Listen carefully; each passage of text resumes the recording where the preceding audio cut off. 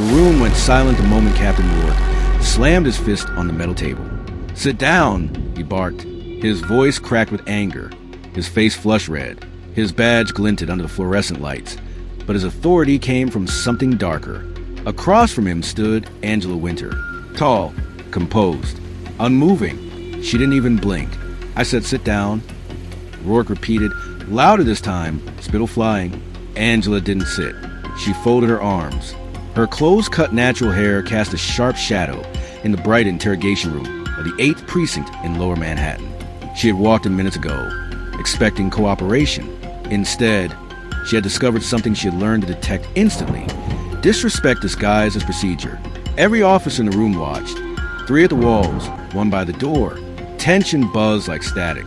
Rourke's rage grew. He pointed at her chest. "You don't get to walk in here and start giving orders. Lady, this is my precinct. My rules."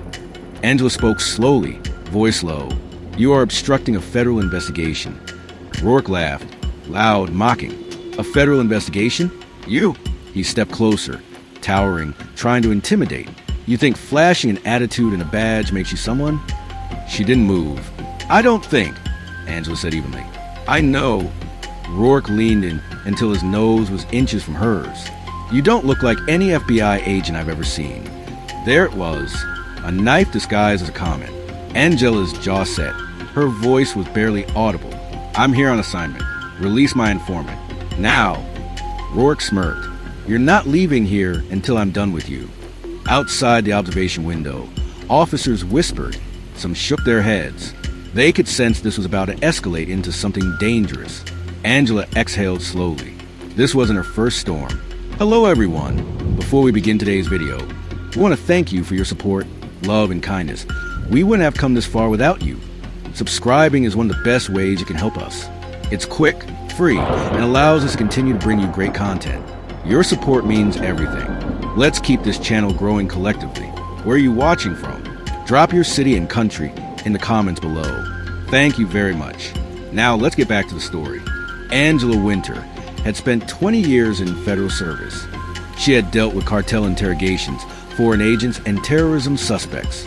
She had walked into war zones with less hostility than this room in Manhattan. And yet, the anger here was personal. Rourke's voice filled the room as he circled her. "You people think you can walk in here. Tell us how to run our house? Not today. Not in my precinct." Angela glanced at the mirror. She knew someone was watching. "Captain Rourke," she said calmly, "all you need to do is verify my credentials. You are violating procedure." Rourke banged the table again. "You don't get to tell me procedure," he yelled. Another officer flinched. Angela remained still. She had learned long ago that silence could be stronger than shouting. "You don't get to act like you own this place," Rourke sneered. "You're a guest here, and if you don't behave, you'll be a prisoner." He smiled, slow and vicious. Angela's eyes narrowed. "Is that a threat?" "It's a promise." One of the younger officers shifted uncomfortably. A hint of conscience flickered in his eyes, but he said nothing. Angela didn't raise her voice. "I'm here to pick up a confidential informant under federal protection. You are holding him illegally." Rourke shrugged. "Your boy isn't going anywhere. He's a suspect to me. He's an asset to me." "Too bad," Rourke replied. "I don't care who he is to you." Angela reached into her jacket slowly. The officers tensed. She placed her FBI credentials on the table. Gold, official, undeniable. Rourke didn't even look. He leaned back, crossed his arms, and smirked. "I've seen better fakes." Angela's nostrils flared, not from fear, from disgust. She had encountered racism, bias, ignorance, but the combination of authority and arrogance in this room was unbearable. "Scan it," she said. "No, you have to scan it." "I don't have to do anything." Rourke stepped toward the door. "You're under arrest." Angela stared at him. "For what?" "For interfering with police work. You're obstructing federal jurisdiction." Rourke turned, face twisting with contempt. "You think anyone here cares what you say? You're nobody. Just a loud woman with a badge she printed online." Whispers rippled through the room. He walked behind her, gesturing to the officers. "Cuff her." Angela's eyes sharpened. 3 officers hesitated. They had seen her posture, her stillness, her authority. Rourke snapped. "I said cuff her." 2 officers stepped forward. One pulled out handcuffs. The metal glinted. Angela didn't move. She didn't resist. She simply spoke, cold as steel. "This is the biggest mistake you will ever make." Rourke leaned forward, inches from her ear. "No, the mistake was thinking you could walk in here and act like you belong." Angela didn't flinch. "Captain Rourke," she said quietly, "I am not alone." Rourke laughed loudly. "And who's coming? Your imaginary backup? What are they gonna do? Send a memo?" Angela blinked once. "I gave them 8 minutes." Rourke stared, confused, a first crack in his confidence. 8 minutes for what? Angela's voice was a blade. "To verify the precinct feed." Rourke frowned. "What feed?" Angela's eyes found the corner of the ceiling, the security camera. Rourke looked up. The realization hit him like a truck. Angela said nothing. She didn't have to. Her stillness said everything. When the handcuffs locked around her wrists, the room changed. Angela didn't resist. She lowered her arms. Her posture was controlled, almost ceremonial. She had been trained for worse, but she kept her gaze fixed on Rourke. The young officer by the wall shifted uneasily. "Captain, maybe we should just scan her." Rourke rounded on him. "You shut your mouth. I don't take orders from outsiders, especially not from her." He jabbed a finger toward Angela. "She thinks she can scare us. She thinks she can walk in here and talk down to us." Angela raised an eyebrow. "I haven't raised my voice once." "That's the problem." Rourke snarled. "You're standing there like you're better than us." Angela spoke slowly. "No, I'm standing here because I am the law, and you are breaking it." Rourke's face twisted. "You are about to learn your place." He nodded to the officer at the door. "Put her in holding." "Captain," the officer whispered, "is she really as FBI?" Rourke snapped. "She's not." The officer swallowed. "But what if she is?" Rourke froze. Then he smiled. "If she is, she'll be out in an hour. But right now she's mine." He motioned with his head. 2 officers grabbed Angela's arms. She walked, calm, silent, controlled, but as she passed Rourke, she spoke just loud enough for him alone. "Time's almost up." Rourke laughed. "Time for what?" Angela didn't answer. They pushed her down the hallway, past desks, officers, radios crackling, the smell of coffee and disinfectant. Every head turned. A federal agent in cuffs. A black woman in custody. Whispers. Stares. Rourke walked behind. Chest puffed like a rooster. A civilian clerical worker muttered under her breath. "Something's not right." Her colleague nodded. "Captain's been weird since he took command. Too much ego." Angela said nothing. She had learned that in war zones and interrogation chambers, silence makes tyrants nervous. The holding cell door opened with a metallic clang. Rourke stepped close enough that she could smell his aftershave. "Welcome to my world, Agent Winter." Angela raised her chin. "This isn't your world." "Oh!" Rourke sneered. "No," Angela replied. "It belongs to the law, and the law belongs to no man." He rolled his eyes. "Save your speeches. You're done here." Angela gave a faint smile. "No, you are." Rourke laughed and walked away. And that was when Angela whispered, almost to herself, 7 minutes. Angela sat on the cold bench in the holding cell. She looked straight ahead, not at the bars, not at the walls. Her eyes were fixed on a single corner of the ceiling, the camera. Her breathing was slow, measured, like someone waiting at the edge of a storm she already knew the outcome of. Outside the cell, officers watched. Confusion grew. One officer spoke to another quietly. "She doesn't look scared." "Yeah, she looks like she's waiting." "For what?" "I don't know." The phone at the front desk rang. Nobody moved at first. It rang again, then again. The desk sergeant answered. "Yes, 8th Precinct." A voice on the other end was clipped and official. "This is Federal Command Operations. Connect me to the watch commander. Immediately, the sergeant froze. One moment. Rourke stormed back into the main room. What now? The sergeant held up the phone. Federal command wants you. Rourke frowned. Federal? Who? The sergeant swallowed. Counterintelligence division. Rourke blinked. For a moment, doubt flickered across his face. Then pride crushed it. Tell them to wait. The sergeant hesitated. Sir, they don't sound like they want to wait. Rourke snatched the phone. This is Captain Rourke. The voice on the other end was ice. This is Deputy Director Morales. Who is the agent you have in custody? Rourke grinned. No idea. Some woman claiming to be FBI. She's not. A pause. A dangerous pause. Then, what did you say her name was? Angela Winter. Rourke said, smirk returning. Another pause. Then, you detained Angela Winter? Rourke smiled. Yes. And what are you going to do about it? The entire precinct fell silent. Every pair of eyes turned. Rourke's face drained of color. The voice came again. Captain, you need to release her. Immediately. You have made a serious mistake. Rourke's mouth opened, but no sound came. She is on active assignment, Morales continued. She is leading a confidential counterintelligence operation, and your cameras are broadcasting live to Federal Command. Rourke whispered, broadcasting. The deputy director's voice sharpened. Every second. Rourke turned slowly toward the camera. Angela sat in the holding cell, calm, waiting. One of the young officers whispered, "Oh my God!" The deputy director continued, "We have been watching from the moment she walked into your building." Rourke grabbed a chair to steady himself. No, that's impossible, you can't."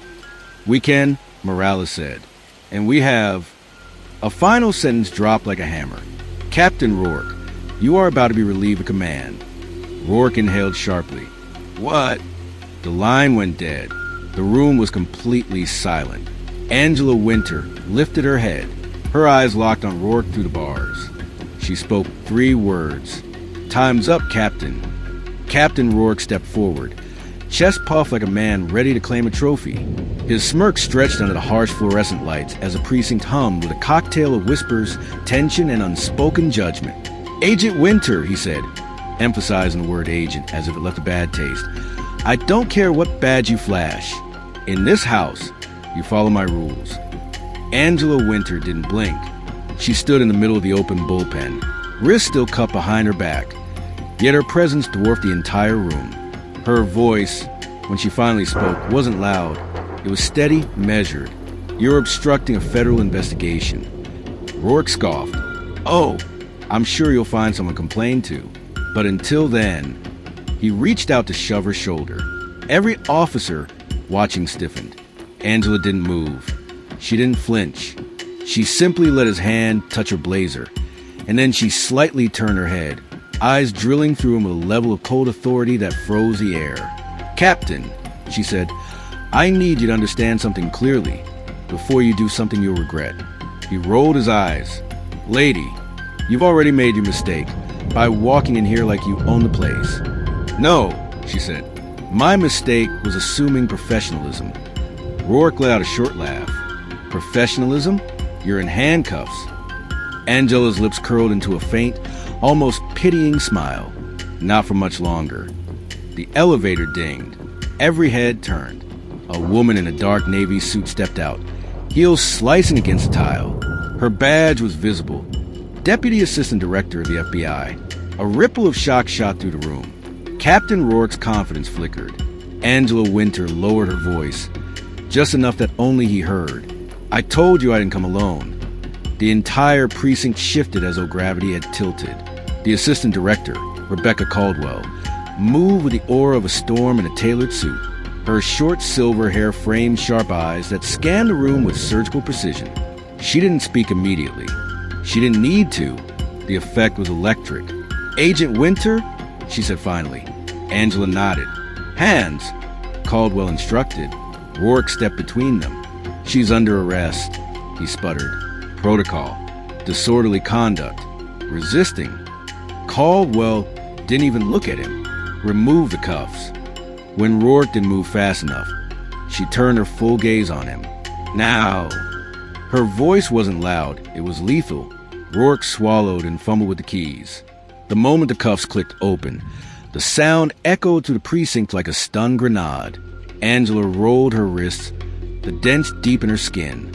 Caldwell's jaw clenched as she saw the marks. "We'll discuss that later," she said. Then Caldwell faced the room. "Everyone in this precinct needs to understand something.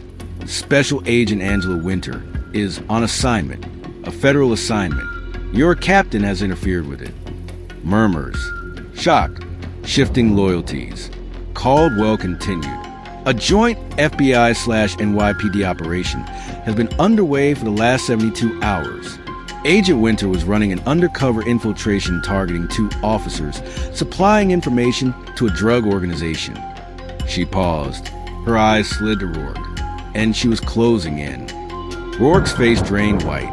"2 of your officers have been feeding intel, including time and location of patrols, witness lists, and 1 pending murder suspect." Gasps. One officer backed away. Another looked sick. Someone whispered, "Oh my God!" Angela stepped forward. "Your obstructing behavior didn't just humiliate a federal officer," she said. "It nearly sabotaged a live operation." Caldwell lifted a folder. "While you were parading around, Captain, Angela Winter was working to protect the people of the city." She opened the folder and laid photographs on the captain's desk. Evidence bags, surveillance stills, timestamps. Angela's voice sharpened. "And you almost let killers walk free." Silence swallowed the entire precinct. Assistant Director Caldwell pressed a button on her phone. Instantly, every TV screen in the precinct flickered to life. A reporter's voice filled the air. The headline scrolled. "FBI agent harassed by NYPD during active federal operation." Footage appeared, not of Angela, but of Captain Rourke shouting, trying to shove her, mocking her badge. His face was clear. His voice was clear. Caldwell spoke over the broadcast. "When federal agents are obstructed, protocol requires immediate documentation." Rourke's eyes widened. Angela folded her arms. "That's what happens when you yell at a government agent in a public building with cameras everywhere." The sound grew louder. The reporter said, "Federal officials confirmed that Agent Winter was on assignment and that her work directly prevented violent crime. Her treatment inside the precinct has sparked internal and public review." Someone in the room muttered, "Oh man, he's done." Rourke staggered back, color draining from his neck. Angela's voice cut through the tension. "You wanted a scene, Captain. Now the whole city is watching." Rourke tried to smile, but his lips trembled. I didn't know." Angela leaned in. "That's the problem. You didn't ask. You assumed." He opened his mouth again, but Caldwell raised a hand. "Captain Rourke, as of this moment, you are suspended, badge and weapon." The entire precinct watched as Rourke's hand shook while he removed his badge. He placed it on the desk. His gun followed. The click of metal on wood was louder than any shouting. A tear appeared at the corner of his eye, not from sadness, from exposed pride shattered in front of his audience. Angela didn't smile. She simply stood tall, watching the collapse of a man who had tried to humiliate her. Caldwell turned to the room. "Agents from Internal Affairs will be here in 10 minutes. This precinct will cooperate." Rourke whispered, voice cracking, "I mean..." Angela's answer was ice.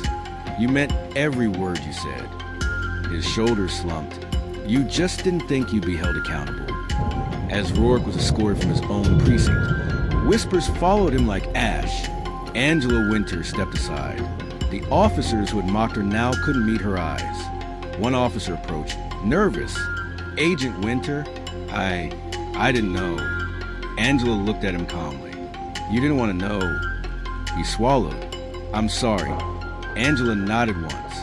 Not accepting, not rejecting, just acknowledging. "It's not about apologies," she said. "It's about learning." The room breathed with new energy, not fear, but respect. Caldwell faced her. "We still need the intel you gathered." Angela reached into her jacket and handed her a small encrypted drive. It's all on there. The assistant director took it. You did good work, Angela. Angela didn't smile. I did my job. Later that night, Angela Winter walked alone down a quiet street in Brooklyn. The city hummed. Neon lights reflected off rain-dark asphalt. She wasn't triumphant. She was reflective. She had come to arrest 2 corrupt officers. Instead, she had exposed a culture that enabled arrogance to grow unchecked. The real operation was not the case file. It was a human lesson. Caldwell's voice echoed in her mind as they left the precinct. Not every battle is in the field. Some are right here in places that should be safe. Angela paused at a street corner, hands in her pockets. She had been humiliated. She had been disrespected. She had been underestimated. But dignity is not the absence of humiliation. Dignity is standing up through it. Tomorrow she would go back to work, not because she wanted praise, but because her purpose was larger than one precinct, one captain, or one moment. Real justice is slow. It is patient. It is relentless. Just like her. Weeks later, a new captain took over precinct. Training was updated. Policies changed. Respect replaced arrogance. No one said her name aloud, but everyone knew the reason. On the wall near the exit, someone taped a small handwritten note. Never assume who you're talking to. Anyone could be here to save your life. Angela Winter never saw it, but it stayed there. Power is not proven by shouting the loudest. Power is proven by how you treat people, especially when you think they're beneath you. Cruelty may be loud at first, but dignity is louder in the end. When you choose respect instead of ego, you don't just avoid humiliation. You build a world where everyone can stand with pride.